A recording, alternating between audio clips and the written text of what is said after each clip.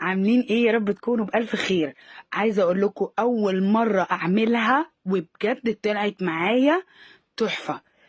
عايزة اقول لكم ان هي ما باتتش لتاني يوم، خلصت في نفس اليوم. عاملين بيها طبعا شكل القوالب الصغيرة دي، الباستا فلور زي الطرط بالظبط.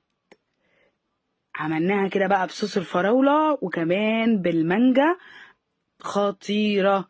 يلا نشوف المقادير مع بعض، بس ما تنسوش اللايك والشير والسبسكرايب عشان يوصلك كل جديد اول باول. معايا كده 4 بيضات، ونص كوباية من السكر، ونص كوباية من الزبدة اللينة، و3 كوبايات من الدقيق، ومعلقة صغيرة من الفانيليا، ونص معلقة صغيرة من البيكنج باودر، ورشة الملح. وهكتب لكم برضو كده ايه المقادير في الديسكريبشن تحت. بصوا بقى، هنا اول حاجه معانا خدنا البيض مع السكر وضربناه كويس جدا لغايه لما ايه لونه كده بقى ابيض، ورحت حطيت النص الايه كوبايه من الايه الزبده لغايه لما ضربت الزبده مع السكر والبيض وخليناها كريمي. رحت نازله على طول كده بال3 كوبايات من الدقيق ورشه الملح ونص معلقه صغيره من البيكنج باودر. اهي تمام. هنضرب كده، هنشيل بقى السلاح بتاع المضرب ونحط ايه بتاع العجينه. هضرب كويس جدا كده وخلاص. بقى مهمه العجينه خلصت، نخش بقى ان احنا نشكل في القوالب او في صينيه براحتك زي ما انت عايزه. كده شلت كده مع بعضك ايه العجينه، وبدات بقى ايه المها. لميت كده العجينه وقسمتها عشان 3/4 كده، الربع هاخده ان انا هشكل بيه الايه الشكل اللي فوق. هنعمل بيه بقى اشكال كده من فوق زي ما انت عايزه تعملي قلوب، عايزه تعملي يعني شرايح كده زي ما انا عامله براحتك. هرش كده بس رشه دقيق عشان اعرف افردها على قد الصينيه. هي بتبقى قوامها بصوا لا ناشفه قوي ولا طريه قوي في ايدك.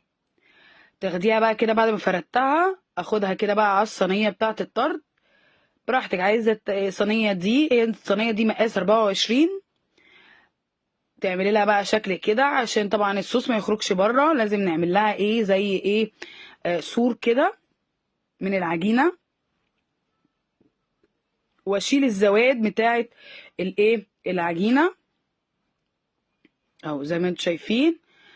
اظبط بس كده. وبعد كده بقى بصوا عندي القوالب دي بتاعه الطرد، رحت بقى ايه واخده الشكل كده، قطعت على قد بالظبط الايه القالب عشان ما تطلعش لا كبيره قوي ولا صغيره قوي، وتبقى طالعه برضو مظبوطه. عايزه اقول لكم ان القالب الطارت الصغير ده برضو سهل جدا. لو عندك بقى مناسبه، عندك عيد ميلاد، عندك مثلا عزومه ومش عارفه تعملي ايه حاجه حلوه ايه، بجد القوالب دي بتسهل عليكي كتير جدا. هتطلعي كل واحد هياخد القطعه بتاعت القالب دي وبس فيها الحشو. نبدا بقى نخرب كده بالشوكه او بالسكينه الايه العجينه عشان طبعا ما تنفش مننا عشان فيها طبعا بيكنج باودر. اهو بصوا خرمنا كده القوالب وكل ده بالطريقه دي. نبدا بقى هنا، انا كان عندي هنا الصوص من الفراوله، قسمت كده ايه القالب الكبير قسمته بين الفراوله وبين المانجا. وبعد كده بقى ايه القوالب قسمتها طبعا ايه كل واحد بطعم مختلف. طبعا لو عايزه غير كده ممكن تحطي مربى توت، مربى فراوله، اي مربى انت حباها، او لو عندك اي ايه فواكه كده ايه بصوصات ممكن تحطيها. او شايفين خلصت بقى القوالب كلها. هبدأ بقى كده ايه اشكل اخر عجينة معايا. هعملها بقى طبعا ممكن تعمليها قوالب اللي هي قصدي اشكال من الفراشة، شكل من النجمة، براحتك. تعمليها بقى ايه شرايح كده وتروحي موزعاها على الصينية من فوق اهو. خدت بقى كده. هو انا ما خدتش بالي ان انا ايه الشكل مش مظبوط. انا كان قصدي ان انا اقسم في النص، بس طبعا ما خدتش بالي ان انا ايه الحته فراوله كانت اكتر من المانجا. بس ايه ممكن انتوا تظبطوها يعني ما تغلطوش غلطتي. بصوا بقى قلبت عملت كده ظبطت بالظبط الايه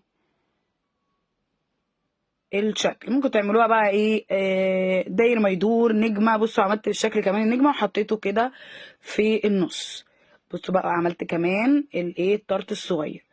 خدت بالظبط معايا تلت ساعه في الفرن، طبعا متسخن قبليها. خدت كمان لون من تحت ومن فوق فظيع، ريحتها تجنن وطعمها فظيع. جربوها وقولوا رأيكم في التعليقات. متنسوش اللايك والشير.